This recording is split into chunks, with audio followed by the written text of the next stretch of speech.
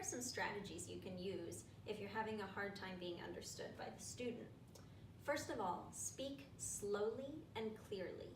Just slow everything down, just an incremental amount, just a tiny bit, so that you're speaking a little bit more clearly and slowly than you normally would in regular conversation.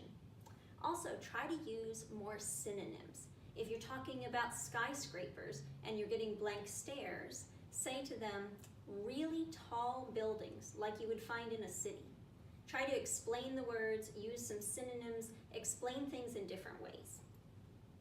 Sometimes, if you're saying the same thing over and over and over again, and you're getting those blank stares and the blank looks at you, try to use a different inflection. Sometimes it's the way that you're saying it and the way that you're presenting it that is creating confusion.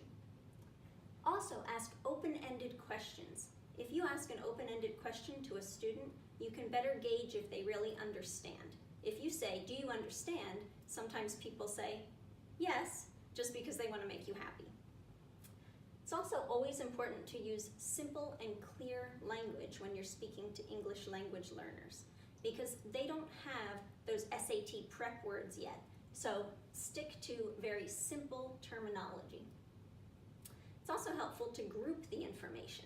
So if you're talking about a variety of things, you might want to present information in small chunks at a time.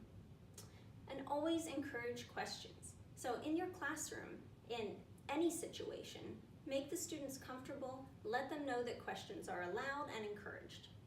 And always avoid idioms, unless you're teaching about idioms, but idioms and expressions that people might not understand because they don't have a literal meaning.